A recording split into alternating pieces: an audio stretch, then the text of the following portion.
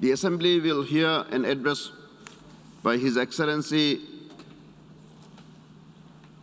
Xavier Bettel, Prime Minister, Minister of State, Minister for Communications and Media, and Minister for Religious Affairs of the Grand Duchy of Luxembourg.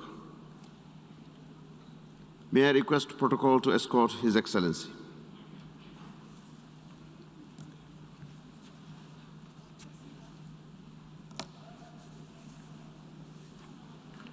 I have great pleasure in welcoming His Excellency Xavier Bettel, Prime Minister, Minister of State, Minister for Communications and Media, and Minister for Religious Affairs of the Grand Duchy of Luxembourg.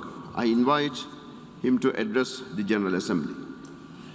Monsieur le Président, Excellences, Mesdames, Messieurs, je dois vous dire que c'est avec une émotion que je m'adresse à vous aujourd'hui, et je me rappelle encore que l'année dernière, nous parlions tous à travers écran interposé, sans pouvoir interagir, sans pouvoir réagir, sans pouvoir soutenir. Et dans mon message, j'avais exprimé le souhait, le vœu qu'on puisse se revoir. Alors on se revoit en mode hybride, en mode réduit, mais on se revoit, on se retrouve, on retrouve plus. Et si nous pouvons aujourd'hui nous exprimer devant vous à cette tribune, si on peut retrouver plus de normalité dans notre quotidien, c'est grâce au dévouement, grâce à la persévérance et aussi, il faut dire, au génie de tous ceux et toutes celles qui ont épargné aucun effort depuis plus d'1 an et demi pour justement nous permettre d'endiguer petit à petit la pandémie de Covid-19, que ce soit les scientifiques, que ce soit les chercheurs, que ce soit les médecins, que ce soit le personnel soignant, que ce soit tous ceux qui ont permis de vivre, de pouvoir survivre même dans cette situation et aujourd'hui de pouvoir trouver un vaccin. Et qui, il y a 12 mois, il y a 1 an, aurait dit qu'on trouverait un vaccin en si brève échéance et qu'on arrive à pouvoir se retrouver. Et n'oublions pas que cette ville fut frappée justement aussi par la pandémie de plein fouet et pourtant, cette ville est redevenue cette capitale de la diplomatie internationale et justement de cet engagement multilatéral. Cependant, on voit qu'un grand nombre de discours se font encore par vidéo, se font de manière interactive, donc on n'en est pas encore à la vie normale qu'on connaissait avant, mais on y arrive tout doucement. Et on sent aussi que la pandémie, et ça, on le sait tous, a un impact, qu'il soit économique, qu'il soit social, qu'il soit psychique, qu'il soit psychologique. On voit qu'il y a un impact aussi sur nos populations et n'oublions pas que plus de 4,5 millions de personnes sont décédées après avoir contacté le virus et 124 millions de personnes sont tombées dans l'extrême pauvreté. Et la pandémie a fait perdre aux écoliers plus de 1800 milliards d'heures de cours en présentiel, qui sont des chances. Et vous parliez d'espoir, et permettez-moi, je reviendrai, Monsieur le Président, tout à l'heure sur l'espoir. L'éducation fait partie justement de l'espoir pour beaucoup de gens.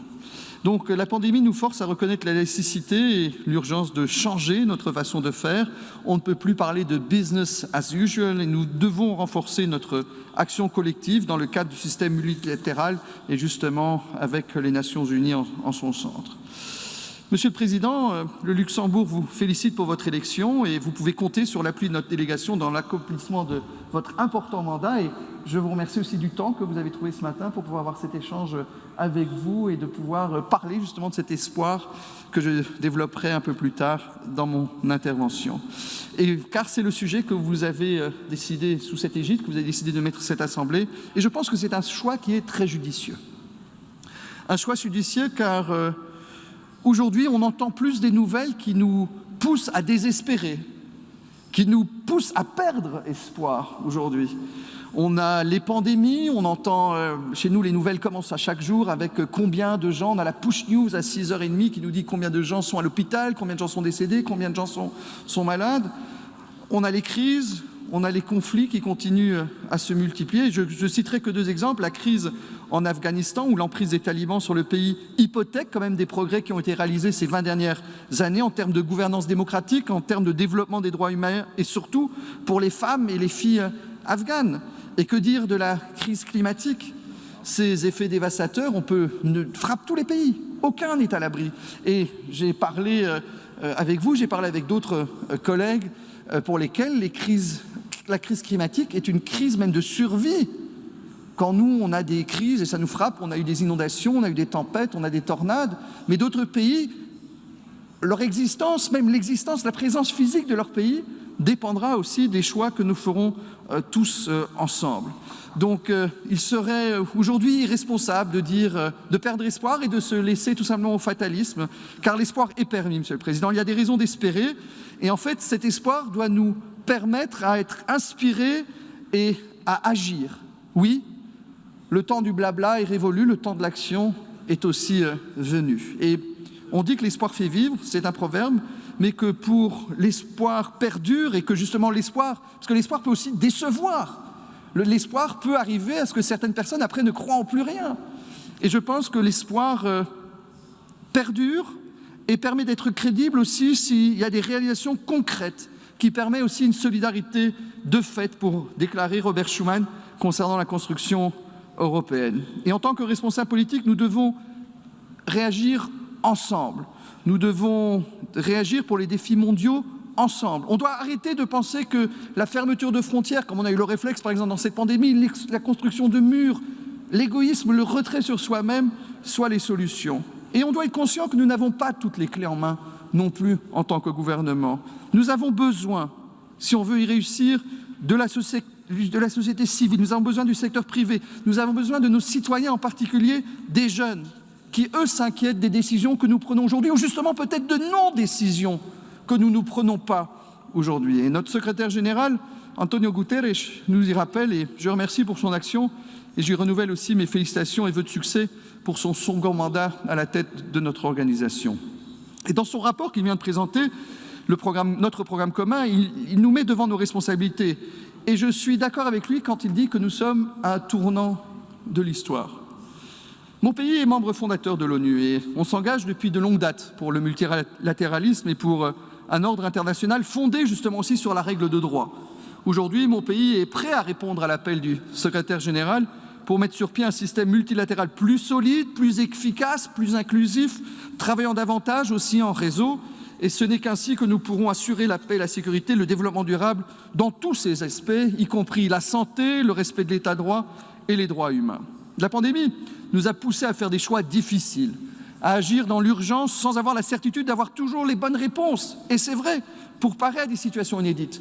Nous avons tous appris des choses hier où il fallait prendre déjà une décision avant-hier et nous avons appris des informations aujourd'hui en devant prendre des décisions aujourd'hui. Une situation quand même très rare où nous étions, je ne veux pas dire tributaires, mais heureux de voir que la communauté scientifique avançait et s'échangeait, et on attendait aussi les informations des autres. Imaginez-vous, quand je parlais tout à l'heure de cet égoïsme, de ces murs, de ces œillères qu'on veut avoir, qu'aujourd'hui chaque pays ait gardé à travers cette situation juste les informations pour soi. Ça a été la richesse de l'échange, d'apprendre des expériences de l'un et de l'autre. Et aujourd'hui, c'est vrai que les décisions n'ont pas toujours été faciles à faire comprendre, et surtout que si son voisin prenait le contraire de ce que l'on faisait, c'était toujours très difficile. Et pour ça que, par exemple, moi, avec la France, la Belgique et l'Allemagne, on s'échangeait, on se téléphonait en se disant je vais faire ci, je vais faire ça, pour apprendre aussi l'un de l'autre et aussi pour pouvoir échanger. Et nous avons réussi quand même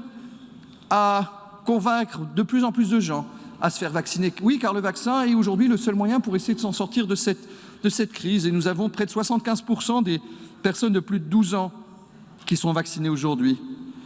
Et plus de 6 milliards de doses de vaccins ont été administrées à ce jour. C'est un chiffre impressionnant. On se dit, oui, c'est bien, mais il reste insuffisant. Il reste insuffisant. Il faudrait 11 milliards de doses pour que soit dépassé le seuil des 70% de la population mondiale vaccinée et pour pouvoir ainsi arrêter de parler de phase aiguë. Car on n'est pas à l'abri de mutations, on n'est pas à l'abri de variants qui existent. Et les mutations, je dois vous dire, me font peur. Or, l'accès des vaccins est inégal. Et tant que ce sera le cas, et notre secrétaire nous le rappelle, ce sera un problème et on n'arrivera pas à s'en sortir. Et notre pays est conscient de l'importance de la solidarité vaccinale. L'année dernière, Et cette année, nous avons contribué en tant que pays à hauteur de 2 millions d'euros au mécanisme COVAX pour un accès mondial au vaccin contre la Covid-19. En juillet, mon gouvernement a décidé que le Luxembourg partagera aussi 350 000 doses de vaccins avec ses pays partenaires en développement en Afrique et en Asie. Et le 13 septembre dernier, une première livraison a été menée à bien. Le Luxembourg a partagé avec le Cap-Vert 56 000 doses de vaccins ainsi que le matériel médical pour les administrer via le mécanisme européen de protection. Nous avons aussi, et quelle moche image quand même que nous avons tous encore en tête, quand les respirateurs étaient si recherchés, ou même entre pays, on se rachetait sur le tarmac des aéroports les respirateurs les uns par rapport aux autres, les masques les uns par rapport aux autres, où il y avait une course à celui qui avait le plus moyen de payer quelque chose pour recevoir du matériel. Quelle triste image quand même d'une solidarité internationale. Eh oui, il faut s'en rappeler. Et pour nous, au Grand-Duché de Luxembourg, quand on a eu la possibilité d'en acheter sans en prendre aux autres, il est important aussi de pouvoir partager quand on pouvait se le permettre. Nous avons mis à disposition des respirateurs pour l'Inde, pour le Népal, pour la Tunisie. Nous mettons à disposition des réfrigérateurs pour vaccins au Laos, au Soudan, au Burkina Faso et au Sénégal. Et nous sommes disposés à poursuivre nos efforts de solidarité internationale pour lutter contre la pandémie. Et j'ai eu l'occasion de le souligner aussi dans le cadre du sommet organisé avant-hier par le président Biden. J'ai bon espoir que nous arrivions à surmonter la pandémie si nous misons sur la solidarité et la science. Et si nous parvenons également à endiguer le flot de fausses nouvelles qui existent, les fausses nouvelles qui existent et qui sont alimentées par les réseaux sociaux, par des gens qui pensent que l'information, ils l'ont à travers leur Facebook, à travers le réseau social. Et nous ne devons pas dire que tous les gens qui ne sont pas vaccinés aujourd'hui sont des anti-vaccins. Nous avons un grand nombre de notre population qui aujourd'hui ont encore des questions, des doutes. On doit les rassurer, on ne doit pas les stigmatiser. Ça ne sert à rien de penser qu'on va arriver à vacciner 100%, on aura toujours un certain pourcentage qui ne voudra pas. Mais acceptons que ceux qui aujourd'hui ont encore des doutes, on les rassure au lieu de vouloir les mettre au coin. C'est important de comprendre qu'on doit les prendre avec nous. Et nous avons besoin aujourd'hui pour endiguer ce flot de fausses nouvelles, de fausses informations, de réagir, aussi un rôle qu'a la presse, qu'un rôle qu'a le politique, de ne pas accepter que les fake news prennent le surplus sur l'information objective. Et nous devons renforcer l'OMS. Et nous devons avoir aussi une coopération accrue avec les États membres. Et le groupe indépendant mis en place par le directeur général de l'OMS a formulé des recommandations qui sont utiles aussi à cet égard. Permettez-moi, Monsieur le Président, aussi, il y a 6 ans, de parler de l'accord historique de Paris. L'évolution du climat, comme je l'ai dit tout à l'heure, nous montre cependant que nous devons aller plus loin dans nos contributions et justement aussi dans la mise en œuvre de nos engagements. On ne peut pas à chaque fois faire des engagements et la réalisation est encore une autre chose. Et si nous restons sur la trajectoire actuelle, la température s'élèvera de 2,7 degrés Celsius d'ici la fin du siècle. Or, nous devons limiter le réchauffement de la planète à 1,5 degré par rapport au niveau pré-industriel. Et ce matin, nous avons un échange, Monsieur le Président, justement, sur les répercussions que ce réchauffement peut avoir sur certains. Certains pays, peut-être, demain, n'existeront plus. Si nous avons une fonte des glaces qui existe, réalisez-le. Moi, je suis un pays, si je n'existe plus, j'ai d'abord l'Allemagne, j'ai la Belgique, j'ai la France, j'ai d'autres pays autour de moi, je suis enclavé, je n'ai pas d'accès à la mer. Mais imaginez-vous que vous êtes une île et que peut-être demain, si on n'agit pas tous ensemble, vous pourriez disparaître. Quel scénario! Donc il est important qu'on agisse ensemble. Et j'ai la chance de faire partie de cette Union européenne qui a pris des engagements forts. Et je remercie aussi les pays qui sont restés ou qui sont revenus pour participer à l'accord de Paris. On le doit aux générations futures. Et j'ai eu peur, il y a quelques années, quand certains pays ont dit « nous ne voulons plus participer à l'accord de Paris », que ça puisse avoir un effet domino et que nous ayons un effet contre-productif. Donc tous ceux qui sont liés, qui sont restés, ou à ceux qui sont revenus, un grand merci. Et pour nous, il est important de réduire les émissions nettes à effet de serre d'au moins 55%. Et nous l'avons justement mis dans une loi au Grand-Duché de Luxembourg aussi, où nous avons doublé, par exemple, la production d'énergie renouvelable ces dernières années. Et nous devons tenir notre engagement à l'égard des pays en développement et les aider aussi à renforcer leur capacité à faire face aux effets du changement climatique. Et mon pays a, par exemple, décidé de doubler son financement climatique international pour le porter à 200 millions d'euros sur la période 21-25. Et je vous précise que le Luxembourg, ce financement pour le climat, est additionnel à l'aide publique au développement à laquelle nous continuons de consacrer au moins 1%. Et ce pourcent d'aide au développement, croyez-moi, je suis maintenant Premier ministre depuis 2013. Ces 8 dernières années, souvent on m'a dit « Est-ce que vous croyez que c'est toujours nécessaire de garder ce pourcent d'aide au développement ?» Je vous dis oui. C'est vrai que certains populistes dans votre pays vont vous expliquer que vous avez aussi des problèmes chez vous. Mais couper l'aide aux pays qui en ont plus besoin serait de l'égoïsme. Et sachez défendre la politique de coopération dans votre pays pour les autres et ne pas tomber sous les sirènes du populisme et de vouloir tout de suite sortir le stylo rouge dès qu'on parle de vouloir aider les autres. Monsieur le Président, la COP26 s'ouvre bientôt à Glasgow et je pense que ce sera un moment de vérité. Et j'espère que nous serons tous au rendez-vous et que nous prendrons les décisions qui s'imposent justement pour les générations futures, pour leur garantir aussi un environnement sain. Quand je parle des jeunes, l'UNICEF estime que plus d'1 milliard d'enfants sont exposés au choc climatique, Monsieur le Président. Et la crise climatique est donc aussi une crise des droits de l'enfant. Dans ce contexte, et mon pays est particulièrement fier d'être membre de la coalition des repas scolaires, comme j'ai eu l'occasion de le souligner avant-hier au sommet des Nations Unies sur les systèmes alimentaires. Des programmes de repas scolaires efficaces constituent un investissement intelligent dans les générations futures en facilitant la création d'opportunités, en particulier pour les jeunes filles et les femmes.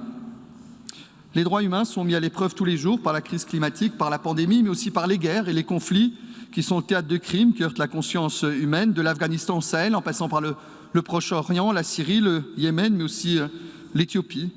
Et la promotion des droits humains au niveau national et au niveau international est un domaine d'action prioritaire pour nous et nous voulons continuer aussi à prendre nos responsabilités dans ce domaine. C'est pour cette raison que mon pays a présenté sa candidature au Conseil des droits de l'homme pour le mandat 22-24 et ce serait notre premier mandat en tant que membre de ce Conseil. Et si nous avons l'honneur d'être élus par cette Assemblée au Conseil des droits de l'homme lors du vote qui aura lieu le mois prochain, je peux vous engager et vous dire que mon pays voudra protéger et promouvoir aussi le droit de tous les êtres dans un esprit de dialogue et de coopération et nous comptons travailler étroitement avec les mécanismes des Nations Unies pour les droits humains et nous engageons pour que soit entendue aussi la voix de la société civile qui est indispensable justement à son bon fonctionnement. Nous avons 4 priorités qui sont reflétées aussi dans nos engagements volontaires. En premier, il y a celui de l'état de droit, de l'espace civique et aux défenseurs des droits humains et la lutte contre l'impunité. Je voudrais réaffirmer ici justement notre soutien à la Cour pénale internationale et aux mécanismes de suivi d'enquête mis en place justement dans le cadre des Nations Unies. En deuxième lieu, le développement durable et l'action climatique fondée sur les droits humains. Nous reconnaissons l'importance justement du droit au développement et nos politiques de coopération, d'action climatique ambitieuses justement qui tiennent le lien ici fort qui existe entre la mise en œuvre du programme de développement durable à l'horizon 2030, la lutte contre le changement climatique et le respect des droits humains à l'échelle de la planète. Et en troisième lieu, l'égalité des genres et la lutte contre toutes les discriminations. Et mon pays mène une politique étrangère féministe et à vous aussi, on en a parlé en C ce matin. Je suis désolé de vous citer si souvent, Monsieur le Président, mais c'est encore tout dans ma tête, de l'échange que nous avons eu pour cette volonté de faire une politique aussi féministe et pour s'engager justement pour le droit et l'autonomisation des femmes et des filles. Je trouve que c'est terrible que de nos jours encore, dans certains pays, les hommes pensent mieux savoir ce qui est bien pour une femme. C'est la réalité encore aujourd'hui. C'est quand même terrible que des hommes pensent mieux savoir ce que doit décider une femme ou ce qu'une femme doit savoir ce qui est bien pour elle, mais pensé par un homme qui pense mieux savoir qu'elle-même ce qui est bien. Et je parle au niveau de l'éducation, je parle à la santé, je parle au niveau des droits sexuels et des droits reproductifs. Et je trouve qu'en 2021, et pourtant, ça fait déjà bien longtemps, il est vraiment important que le choix soit fait par la personne. Nous œuvrons aussi pour la protection des droits des personnes LGBTI. Et en quatrième lieu, nous allons continuer de nous investir de manière systématique pour le droit des enfants et il faut que les jeunes soient aussi entendus. Mais quand on parle de droits humains, il faut aussi penser aux réfugiés, il faut penser aux migrants et pensons justement à ceux qui sont en train de fuir l'Afghanistan. N'oublions pas les journalistes, les défenseurs, les avocats, les juges, toutes ces personnes sur lesquelles nous avons compté ces 20 dernières années, avec lesquelles on a demandé d'être nos partenaires. On ne peut pas leur dire qu'on n'a plus rien à voir avec eux et qu'on les laisse maintenant dans la situation dans laquelle ils sont. Ne les oublions pas, ne les décevons pas. C'était nos partenaires hier. On ne va pas tourner le dos aujourd'hui. Je suis content que sous l'impulsion aussi du Grand-Duché de Luxembourg, une conférence sera organisée sur la réinstallation d'Afghans vulnérables d'ici quelques semaines, quelques mois en tout cas par la Commission européenne. Nous voyons aussi que nous avons... il y a des tensions entre les États et des sociétés qui, aujourd'hui, connaissent une crise de confiance. Je dois vous dire que les discussions que j'ai eues ces derniers jours ne me rassurent pas trop avec certains collègues. Je sens qu'il y a encore des tensions qui sont là, il y a des tensions qui sont vives.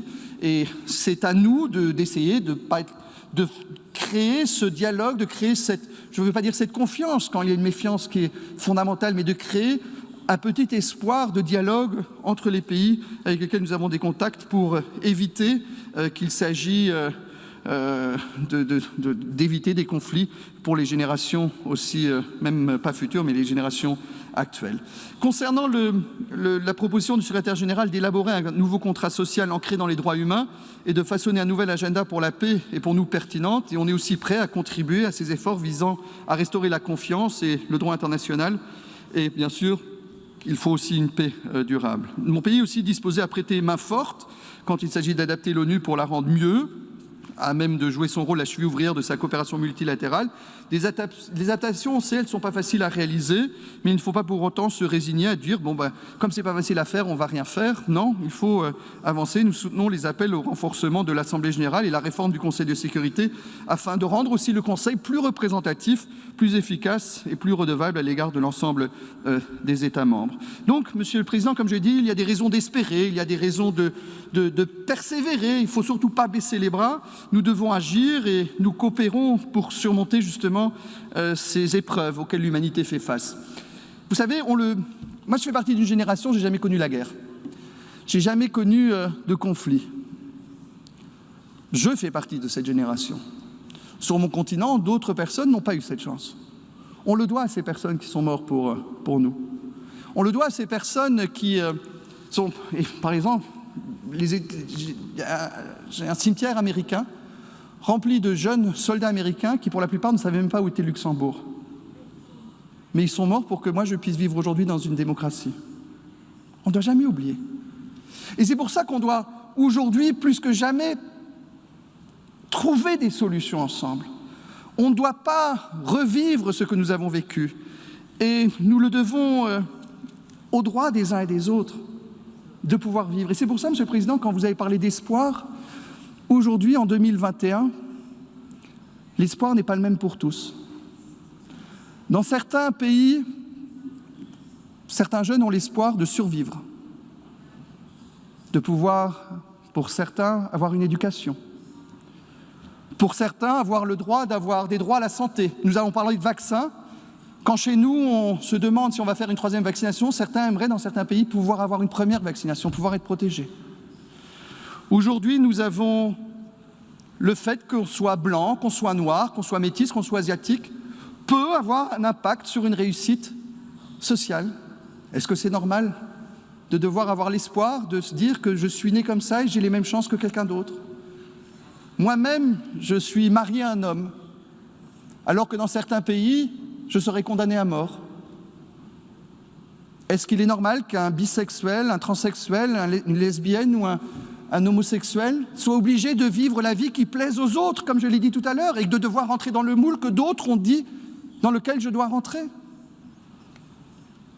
Est-ce qu'il est normal qu'aujourd'hui, si je suis juif, musulman, catholique, hindou, protestant, je dois me poser des questions si je peux exercer ma religion de manière libre, sans avoir un danger de me rendre dans ma synagogue, de me rendre dans ma mosquée, de me rendre à mon église? Donc l'espoir est quelque chose qui aujourd'hui dépend de là où j'habite, de là où je suis né, de la couleur que j'ai, de ma sexualité. Alors, Monsieur le Président, si moi j'ai un espoir, c'est que les espoirs de hier, de notre humanité, deviennent la réalité de demain, des générations futures. Je vous remercie.